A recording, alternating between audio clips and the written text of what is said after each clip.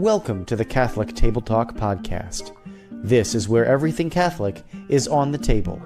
New episodes Thursdays at 9 a.m. Eastern on most podcast platforms. Here's your host, William Sauber. Thank you again, everyone, for coming back to another episode here on Catholic Table Talk podcast. Really appreciate your continued support of the show. Don't forget, like it says down below, like, comment, subscribe, and share the show. Review the show on all of our platforms. It really does help us with Google and all the other stuff. Find us at catholictabletalk.com. Also, if you have a show or speaker request, please send them to catholictt, that's Catholic with 2 T's, at gmail.com. That's pretty much the fastest way to get a hold of us here at the show. So again, thank you for your continued support. Today we'll have a special guest joining us in just a sec, making his Catholic Table Talk debut. I actually read one of his articles online, and I'm like, this guy sounds like pretty good. I gotta get him on the show. I gotta reach out to him. So he actually lived in in Minnesota here for a little bit, so we had that connection right off the bat, which is great. And basically, once I got on the phone with him and I started talking to him, I knew that this was going to be a good conversation, and I would really enjoy having him on. So we're going to talk about the 6 anti-Christian philosophers who ruined America. Now, of course, this year that we're recording and the show is produced is 2026.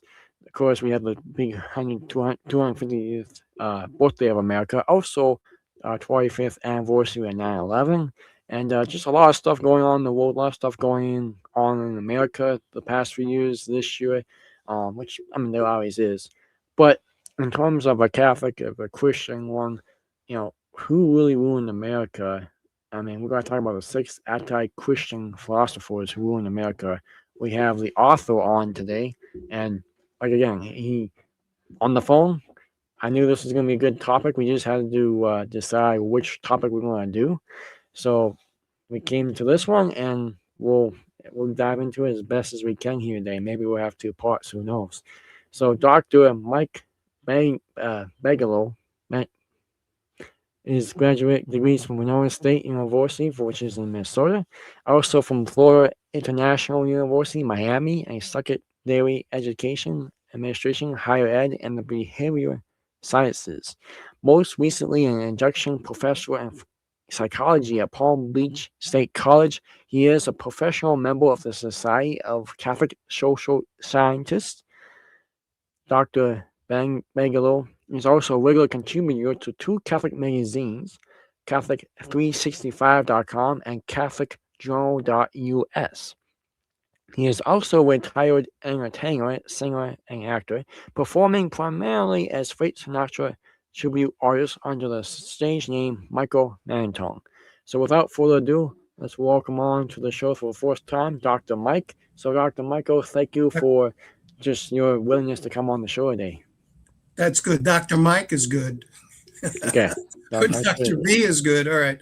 Well, thank you, William. I appreciate it. And so look, I'm going to talk about these philosophers. And I just have to say, my father used to say that all the Baglinos were philosophers. I said, oh, really? He says, yeah, anyway, that's the way he saw them. I had a lot of uncles. He had a lot of brothers and all of that, Sure. And then I was reading Aristotle. Well, Aristotle. I mean, everybody knows Aristotle, right? And I was reading about him, and Aristotle said, if you're a philosopher in life, if you see yourself as a philosopher, it means you have a lousy wife. And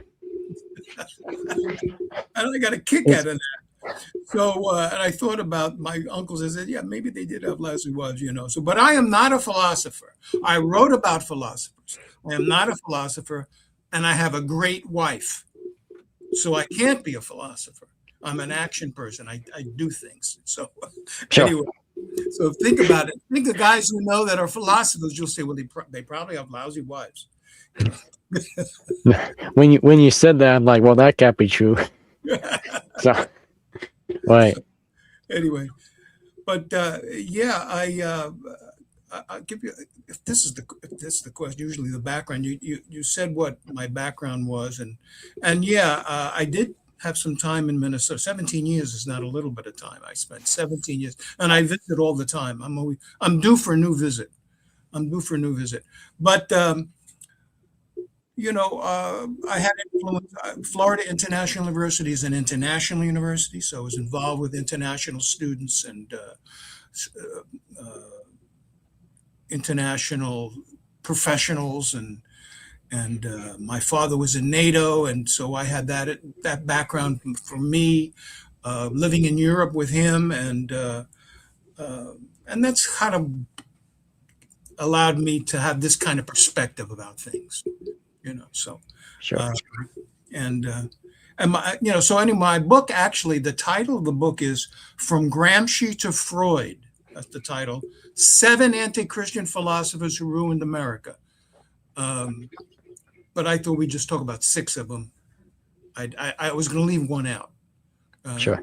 And that person was Darwin, by the way. And I'll just quickly say that, he wrote about evolution and survival of the fittest, which led to social Darwinism, which is kind of racist philosophy. So, Gotcha.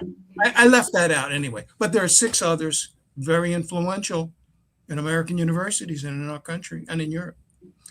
Right.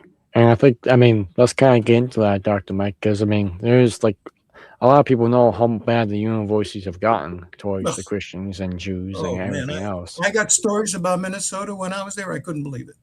Yeah. And it's still probably twice as worse now. Well, you're right. It's twice as worse now. Yeah. Because I left there 23 years ago. Yeah, it's twice as worse. Yeah. Well, look what's happening. And I'm going to talk about why this is happening. People just fall for it. You've heard the old expression, if you believe in nothing, you'll believe in anything. They believe in this stuff that they're told. Oh, yeah. So anyway, I give him my philosophers. Antonio Gramsci, very popular. I don't know if people heard about him, but they talk about him in the universities. Antonio Gramsci, Herbert Marcuse, Georg Hegel, Ludwig Feuerbach, Karl Marx, and Sigmund Freud. Those are the 6 guys. I could have picked others. Those are the ones I picked. The only one I know is Karl Marx. That's the only one I recognize. Yeah, well, and that's a biggie. Yeah, right. And that's a biggie. Yeah. So, and the thing is about all of these philosophers are on the left. They're all, which means that they want an increased size, control, and power of the central government. Right. For some reason, for some purpose.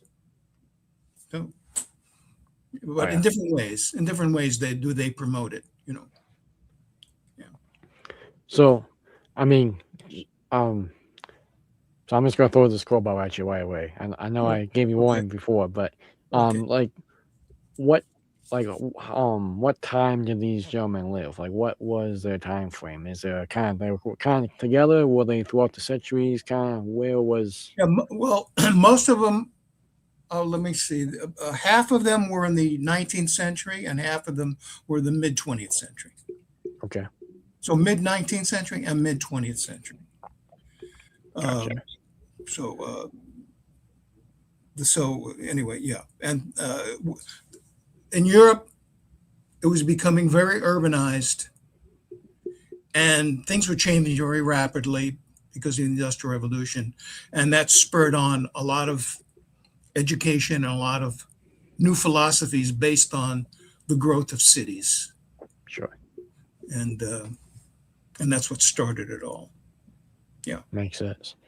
So you gave us kind of special emphasis to Antonio, and again, like I told you, I'm bad with last names. Yeah, Antonio Gramsci and Herbert Marcuse.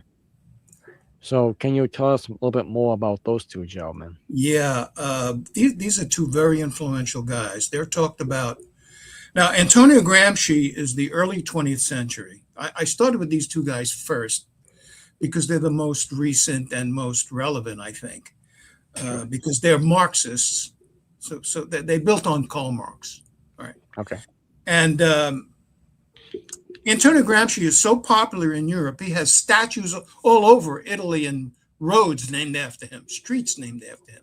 He's a popular guy. All right.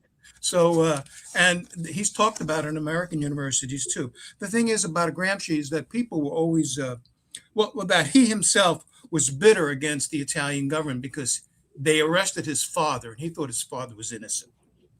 And so he was always bitter against the government. And he learned most of his Marxism. He was a reporter. And he learned most of his Marxism when he visited the Soviet Union. And he loved Stalin and Lenin. Oh, that's trouble. Yeah, right. And, the senator from Vermont, he had his honeymoon in the Soviet Union. Isn't that something? But anyway, so he had a theory. It was called the theory of factory-based democracy. He thought, now unions, we need unions, right? We can agree about that. However, he thought, and unions seem to have a popularity in Minnesota. Thank you. You know that. Fine, that's okay. But he believed in worker union control of industry. Because then if they control the economy, they didn't believe in management, top-down management, union worker control of industry.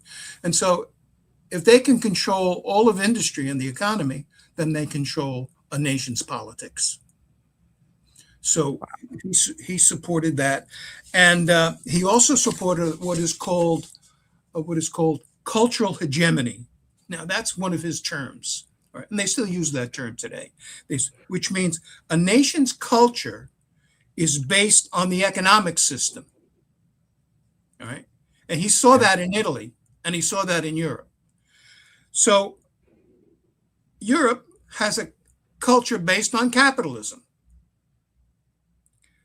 So he said, well, if that's the case, because he wanted to get rid of capitalism, he was a Marxist, right? He's got to get rid of it. So if the culture is based on capitalism, we have to create an alternative culture. We have to create a socialist culture. And to replace capitalism, that's how it's done. So how do you replace a capitalist culture with a socialist culture?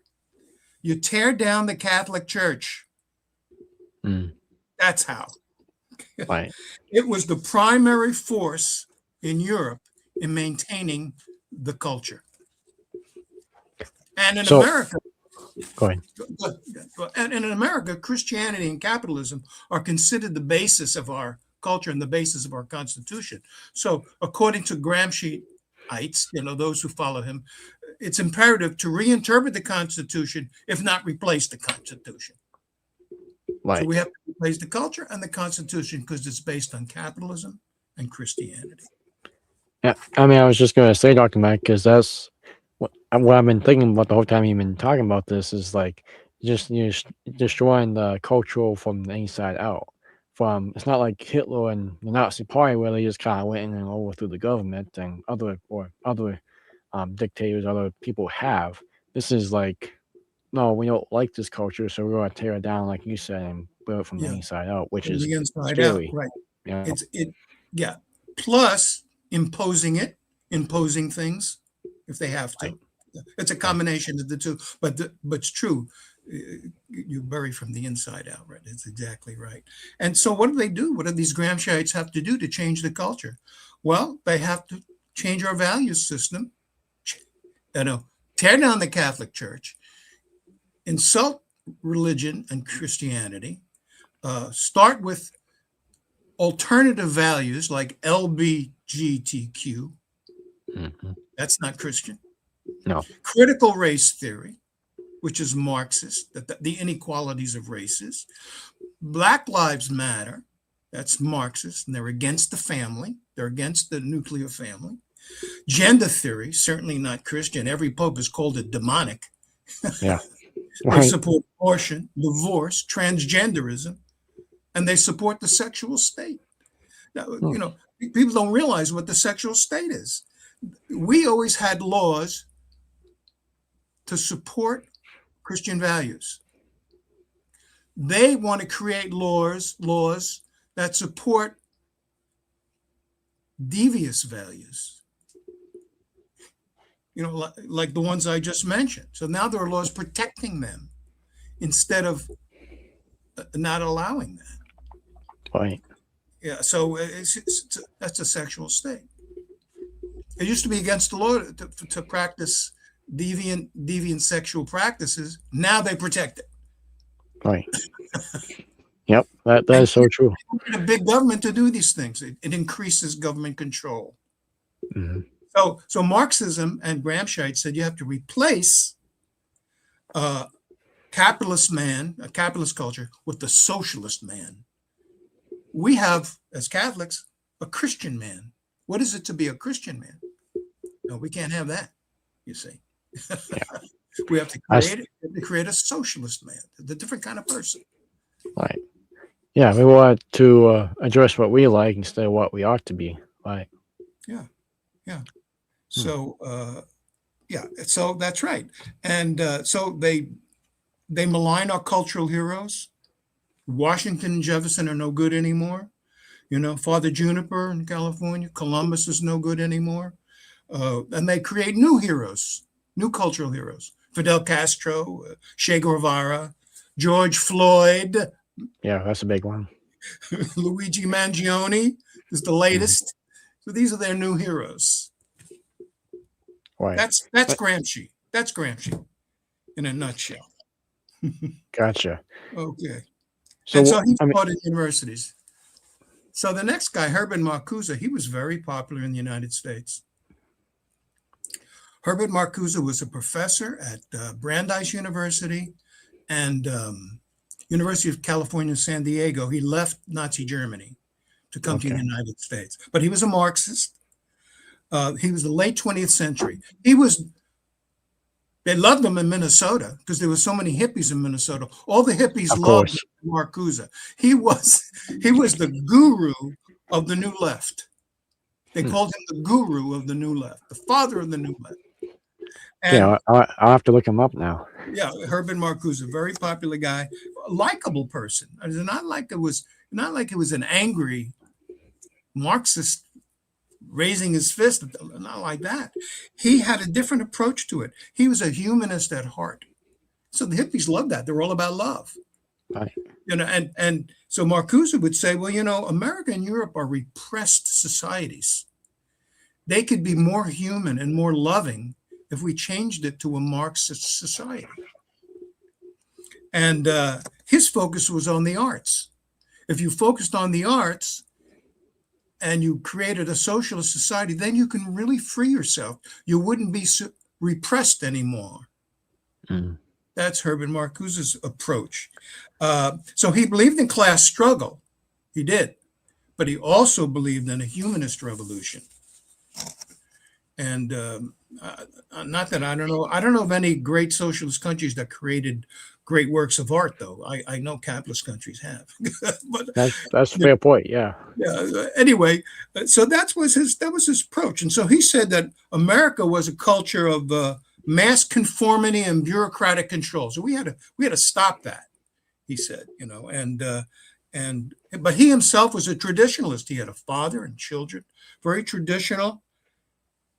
In his own cultural practice, but he thought that people would need to be free from all this bureaucracy and control. And he did say one thing, though, that I kind of liked. He said, this consumer society of ours in Europe and the United States creates a false consciousness. And, why do you have to go out and buy everything all the time? You know what I mean? Right. I live in Palm Beach County, Florida. Let me tell you what it's like here. In Palm Beach County, Florida, you have to be seen and be seen shopping. That's you got to drive. Mercedes-Benz is out. Now you have to drive a Tesla and a Rolls Royce. I mean, you have to name Yeah, look at me, right? Yeah. That's it. So, but the other thing is that he said, and this is important too, he was a great supporter of feminism. Really? He was a great supporter. He said feminism and the replacement of masculinity, this is what he supported, is the key to destroying capitalist society. Yeah, that's going on a lot today. Those feminist women in Minnesota, I'm telling you, the trouble I had with them, they were unbelievable. I couldn't believe it. I really couldn't believe it. We have liberal feminist women here in Minnesota, in Florida, but it wasn't like there where you were. It was a little bit different, so kind of nasty. Yeah, not Minnesota nice, that's for sure. No, no, not at all. All right, so anyway, those are the two guys, and they're very popular. And that's who they talk about the most, I think, and they're Marxists. Sure. Wow.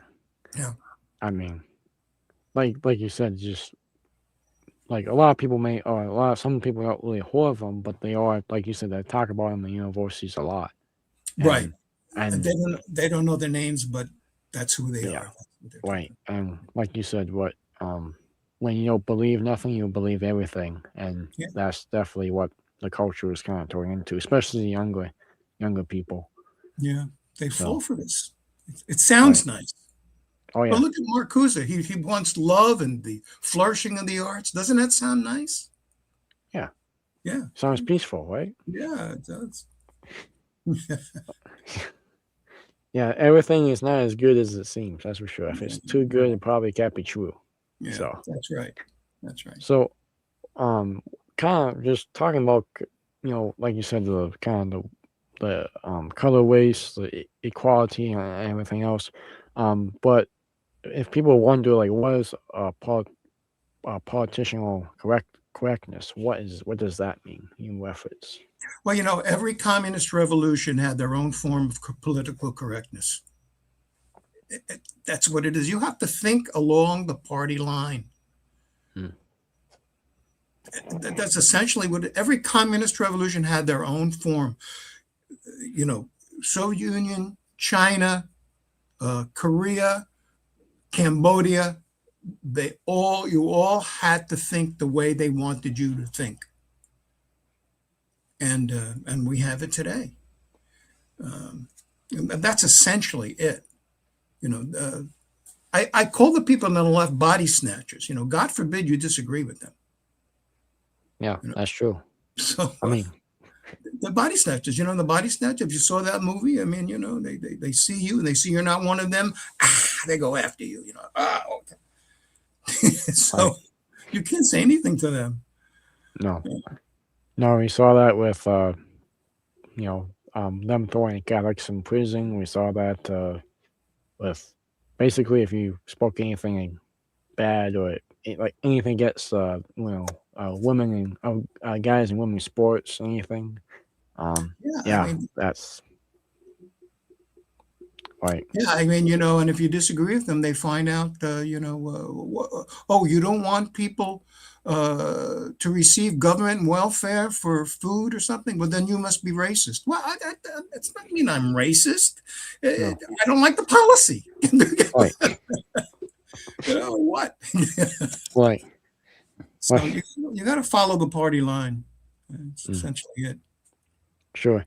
So, like, because like we talked about, I mean, these philosophers that you mentioned in your book, they're more in the past. I mean, some been recently, but they're more in the past, but their stuff is still going on today. So, like, where did like the modern liberals and the people on the left? Just because, I mean, I'll just get your perspective on it, Dr. Mike. I mean, it's not the Catholic faith is not really white and left. It's wrong. It's white versus wrong. And I mean, the liberals have gotten way wrong with everything that they've been going at in their policies. They're against Christian morality because they have to break down Christianity and Catholicism. So they have to be against Christian morality. Now, that doesn't mean to say that when they take over, I remember, I was still alive. I was alive when the Cuban Revolution was around. So I was in high school and I knew about this. Okay. They were supported prostitution. Communist in Russia, the same thing. They supported prostitution. Why? Because they're trying to break down the culture. All right. But once they got into power, they got rid of prostitution too. That's a fair point. Because they're getting support from people and breaking down, but they realized their society also was falling apart when they allowed some of these deviant behaviors. So they said, well, we got to get rid of that. So they would do stuff like that, so you never know, they're just using it right now. It's being used to break down the Christian culture that exists in the West. Gotcha. After it's over with, they'll decide what to do about it. Yeah, that's a fair point. But there's a lot of these guys. I have to say that from the 19th century, like Georg Hegel, he supported Prussia at the time, was a nation state, Prussia, and he used to be a Christian. I believe he was a Lutheran, but people were nice to each other, and they were good to each other. But he thought that it was because the state was improving, not because of Christianity. And he says you can have good relationships with people if society improved. So he believed the ultimate authority was the state, not the humanist culture of Christianity. It was the state that could create a nice environment for people so they can behave better and act humanistically towards each other. So he became a reborn atheist. That's Georg Hegel. He became a reborn atheist. And he said that all rights came from the state. Why do we need God? He said, we don't need him anymore. The state is creating this. He didn't think that God's truth was marching on as we do. We become better people because of our relationship with Jesus and so on. We are transformed by prayer and abidance in God. He says, no, just create a better state and we'll be better. You don't need God for it. That's Georg Hegel. And so what happens today is that the left decided, yeah, we just need a better state. So let's create a state run by the left to create a better society for everybody. All right. And even to the point of a global reset. Why not do it worldwide?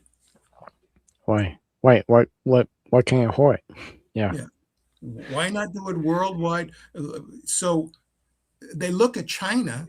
They say, look, China, talk about that. I mean, oh my goodness. Yeah. But they want to imitate China. China is a state that's in control of everything, and it's becoming a better place. Well, there's reasons for that. We can talk about it. But so that's what they think that nations should relinquish their sovereignty to a global reset and let the worldwide government control things and create a better state for people. So what we have is what we're creating around the world. The right is just as guilty. To me, that we're creating an authoritarian technocracy, getting control of everybody. Right. Yep. Happening in the United States. Right. And I'm at the generation that I just technocracy just drives me nuts. I had trouble getting online with you here today. It's not my thing. No, it's a little tricky at times, and then just you dig into it more and more, and then you're just like, ooh, that's it's controlling everyone and everybody. So we have but this is what Georg Hegel was all about. Let the state do it. Now, and the other guy, Ludwig Feuerbach, he said, yeah, he agreed. He agreed. He says, well, you love. He was like that. He says, you have love. That's just Ludwig Feuerbach. You have love. Well, that came from you. It didn't come from God.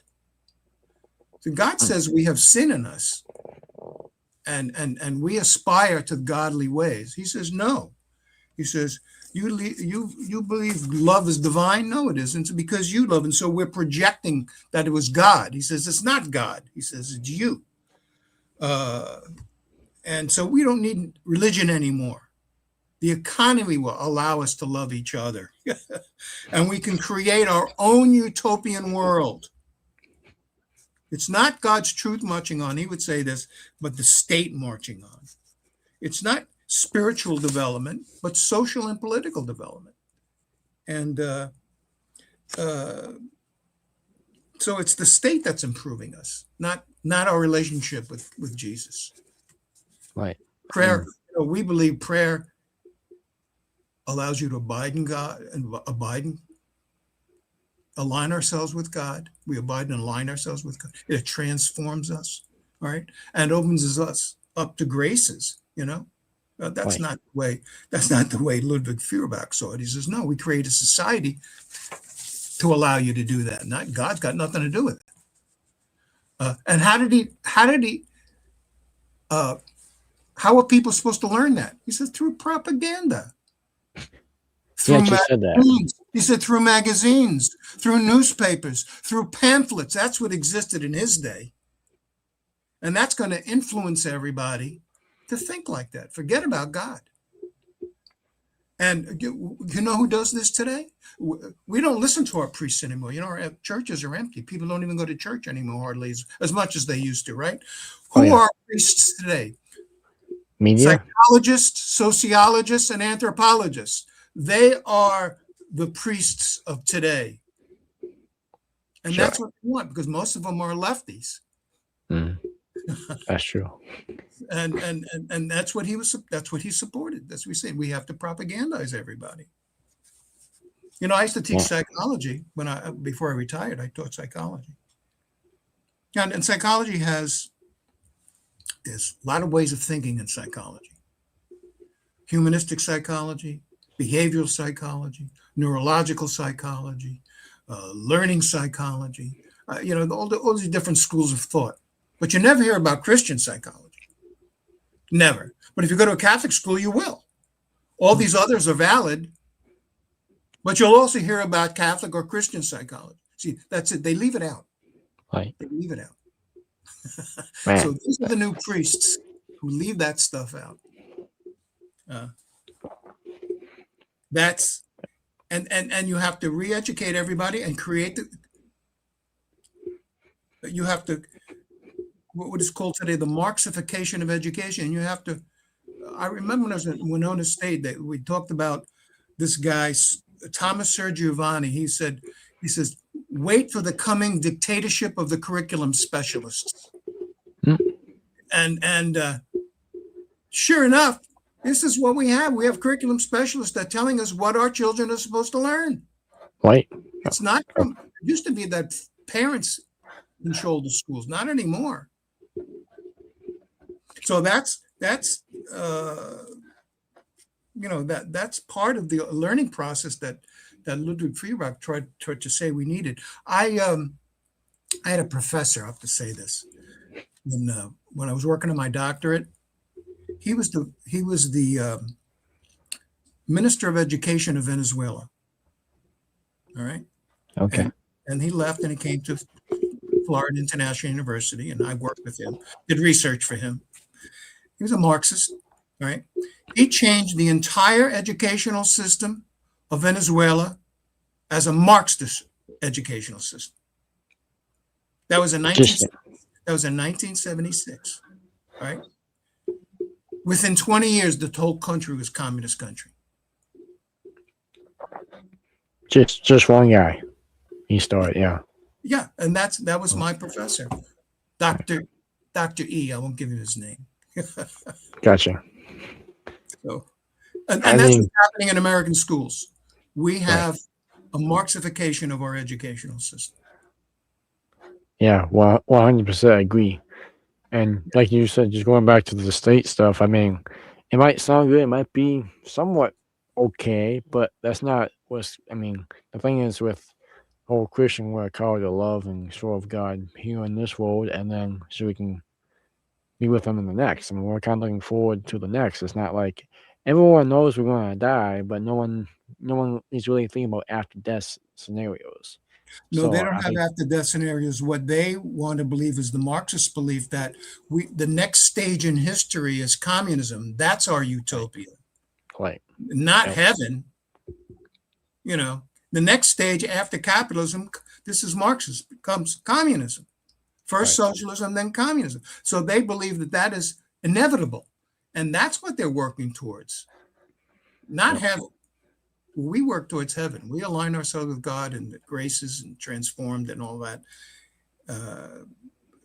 This is our goal in life, but not according to Marxists, No. Heaven, they're going to create their own heaven here on earth. Well, we're supposed to create heaven on earth, but they have a different view of what that's supposed to be. Right. Yeah. So. Well said. Yeah. So I want to get back to what you said we can kind of get into this a little bit later. Now it's about China. So how do you think? I mean, and this might waffle for a few listeners, fellas. So I'm sure maybe the comment section will blow up here, but that's okay. So how do you think China became a wealthy nation, and then because giving it was a communist country? Oh, okay. That's a good question. This is the Marxist belief. We have societies progress. Okay, they progress, they say. So first we had societies based on slavery. Then we have societies based on feudalism. Then we have societies based on capitalism. So they said that the next step in history is communism. Right? That's where we're going. The problem is that not one country ever emerged communist and was capitalist before. It's supposed to be slavery, feudalism, capitalism, communism. But they skipped capitalism. None of these countries, Russia, China, Cuba, Korea, were ever capitalist. That's a fair point, yeah. So they became communist. They imposed it on everybody, right? Marxist. And every one of them failed. That's true. They had no wealth. They didn't know how to create wealth. So China decided, well, wait a minute. We skipped capitalism. Why don't we invite capitalist investment into our country under our close supervision and control? And we'll get wealthy. They'll invest the money, put people to work, spread the wealth that way, like capitalism does, and our economy will boom and we'll become a rich country. So let's allow capitalism to come into our country. And all of Japan and Europe, United States, they invested their money in China. I forgot the name of it's a Minnesota company. Oh, and now I forgot the name all of a sudden. It's a Minnesota company. And they said, got to buy the stock in this country because they love peanut butter in China. They were selling peanut butter in China. Really? Anyway, I forgot the name of the company. It's in Austin, Minnesota. Anyway. I'm the Google shorts. Keep talking. I'll try to see what I come up with. The point is this. They invested. Businesses boomed. All right. But under strict communist supervision and control. All right. And they said that once our country becomes wealthy, then we will have our great communist state. So that's what made China wealthy? Capitalism. Right. They're just using it to build it up. Yeah. Right. So and that's how it happened, And now they're nations. Now they're a powerful super state. Right. And this is who the left idolizes. They think, we need a capitalist state under government supervision. That's what they think. That's their model. Is China. Right. And how dare any Christian or anyone talks bad about China as a communist or anything? Another issue, right? That's the other issue. They got the Catholic reporter who was, I forgot it, Jimmy Lee, that's in jail and so on. Yep. Yeah, they can't have, because the state comes first. Oh, we Right. believe Jesus comes first, but they don't go for that. The state is first. Yeah. Right. So that's their issue. So Right. no, you can't have religion in any communist country. Can't have it because the state Yeah. must rule. Right. Yeah, I mean, God bless all those Catholics who are doing it secretly in China Oh, and it's everywhere unbelievable. else in the world. I don't know how they Pray for do it. them. It's unbelievable. Yeah. Right. So that's it. So in a nutshell, that's it. Those are five. Of course, there's Sigmund Freud, and we haven't gotten to him yet. So I don't. If you want more time, I can quickly do it. I mean, Yeah, I think that was kind of the next one was like, why did you add Sigmund Freud to your list of philosophers? yeah. He's some people. Some people say, well, he's not a philosopher. Oh, yes, he was. He was a philosopher. Because you couldn't prove anything he said. It wasn't scientific. Really? It's all in his head. So Freud again was an atheist. He's also Jewish. Many of these guys I mentioned were atheists and Jewish or fallen away Christians. But he's the father of modern psychoanalysis, and he had some philosophy books. I have The Future as an Illusion, Civilization, Its Discontents, Totem and Taboo. These are books of philosophy. Sure. But the rest of it, like I said, it couldn't be proven. However, a lot of things that he said after Freud have been proven because he essentially was a biological and neurological psychoanalyst. So now we have biological psychology and neurological psychology, which is very scientific. He just figured that out, that it must be something to do with our biology and our neurology, but he had no proof about anything. Now we do. Right. We do. But he was a determinist. Here's the thing. He was a determinist.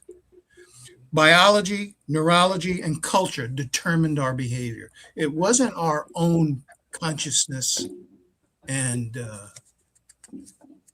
existential decision-making that we do.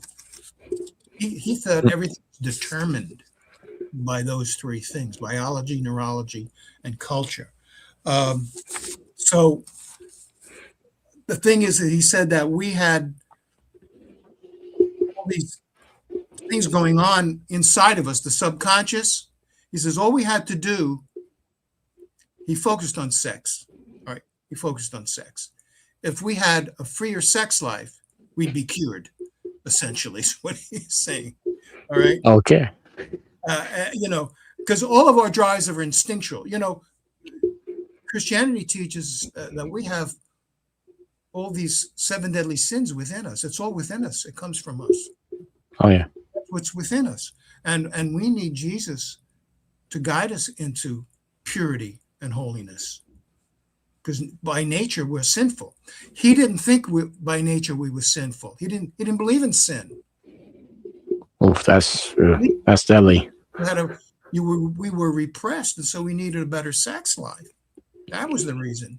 I mean, so the left picked up on all of this. Yeah, sex, that's what we need. It's the hippies, and all of that.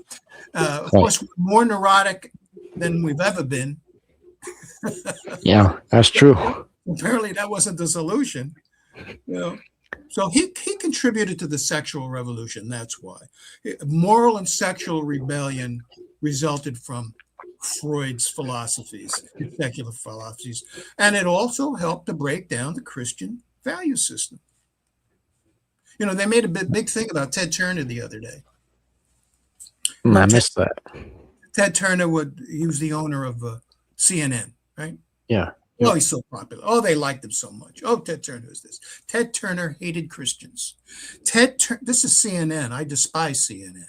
Ted Turner hated Christians. Ted Turner hated Catholics. Ted Turner hated the 10 Commandments.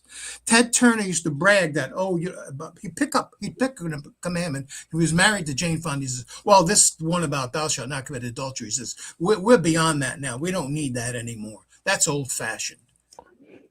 And he would, of course, his wife divorced him a little bit after that. But you know what I'm saying?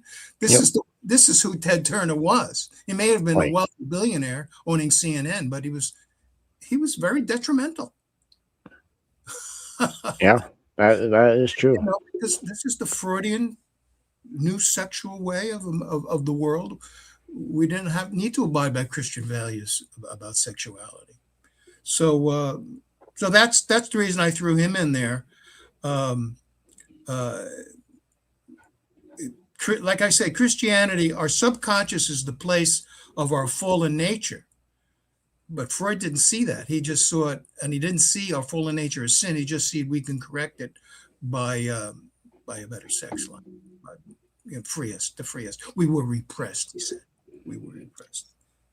Right. I mean, with all of the bad things and all the stuff happening in today's world, a lot of people would probably agree with that. I mean, they'll be loving that. But well, sure that's not. Well, that's right. just, they do. And by the way, he was against homosexuality, Freud, but he didn't think it was a sin. He thought it was arrested development. That they weren't really mature people. It was arrested development. He was against it. He wasn't against it. He just said it was arrested development, and he didn't see it as a sin. So that's kind of different. People may be surprised about that, but that's where he stood in his psychology. That is strange.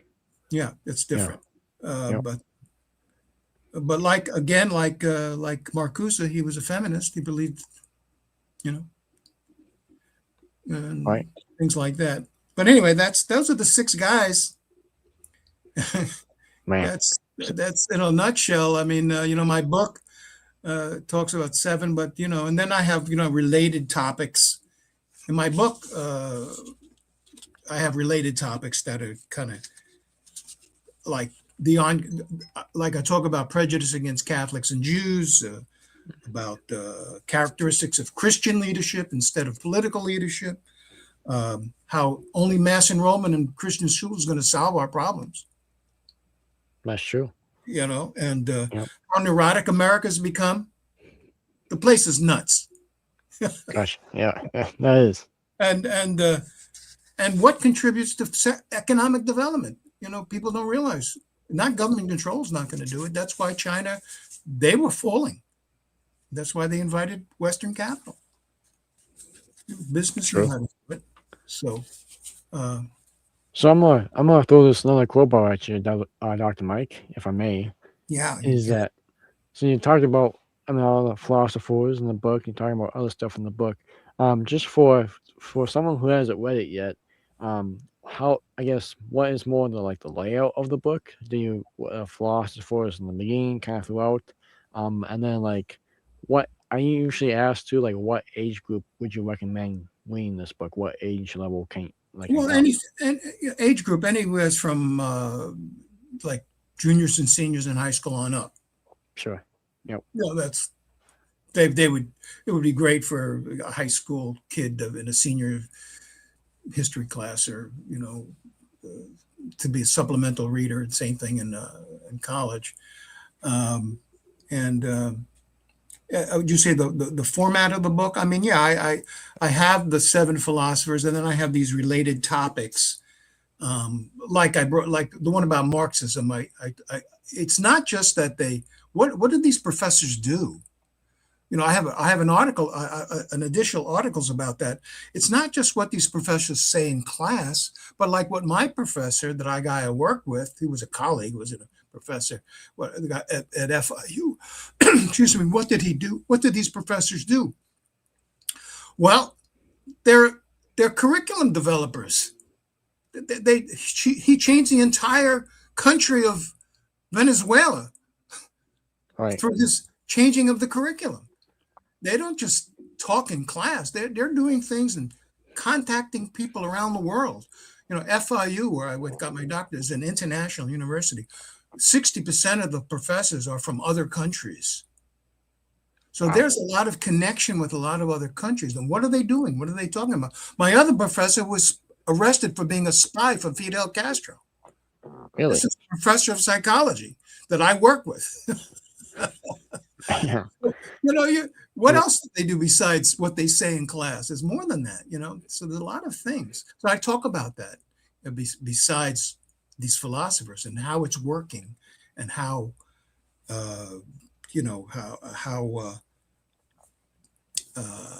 related some of these philosophers are today. Right. By different examples and experiences that I had. So that's how it's kind of spread out that way. Okay, I gotcha. And I mean, like you said, we're not just thinking and teaching it and saying it; they're actually doing it. Which they're actually doing it. Yep. Yeah. And I mean, that's what I think us Catholic Christians lack is we don't always do stuff. We always say we're going to do it and think we're going to do it. But we actually don't do it. I mean, again, if you do stuff, it's going to change societies. It's going to change people. So a lot of resistance against Catholics, though, for doing things. There is. It's hard. I have. It's difficult to be Christian and Catholic. It's getting more and more difficult. And I don't know about you. I was like nominal Catholic, but as I got older, I'm into it, man. I'm telling you, sure. I'm really into it. So if I was younger, who knows? But it's the same thing as with these professors. They're not rioting in the streets, but they're doing other things. You know what I mean? Let the young students riot in the streets. They're doing other things, which are worse, really worse. Absolutely. I have some solutions to these problems. That's just it. And I talk about it in my book.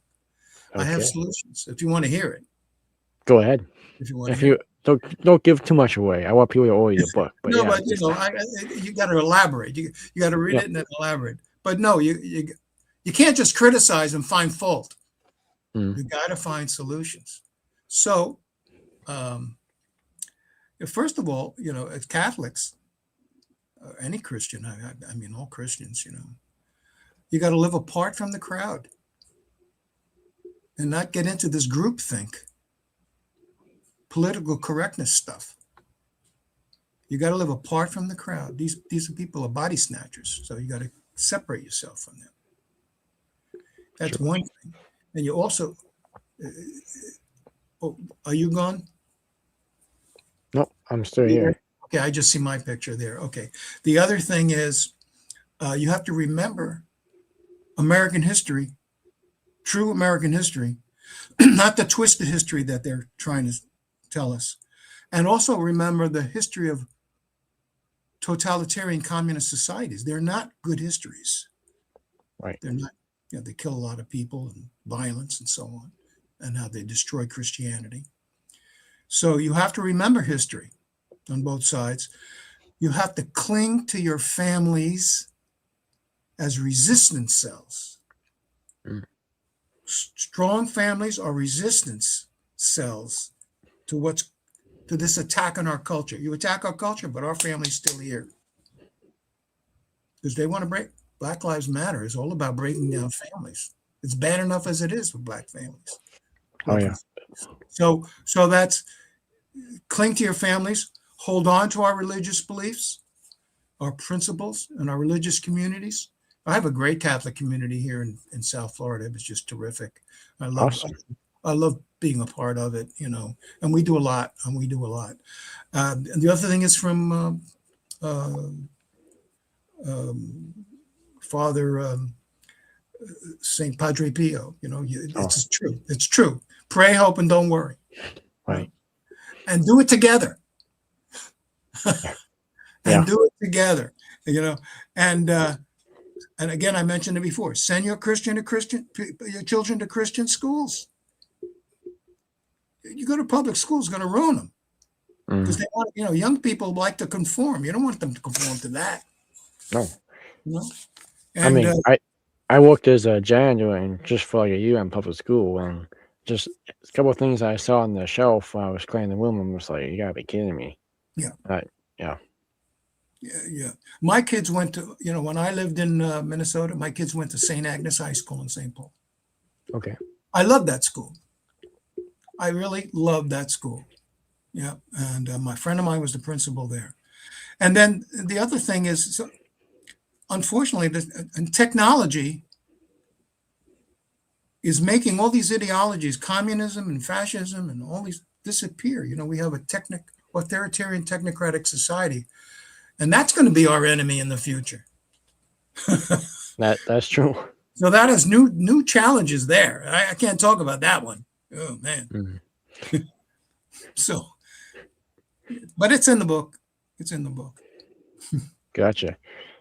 So, Dr. Mike, is there anything that we haven't talked about, other topics or other stuff in the book that we haven't talked about yet, or that you want to get out there to the people? There's a lot of things in the book, but I just wanted to focus on these philosophers. And like I said, I gave examples, and, Right. Of what might be in the book. So no, we covered a lot of it, and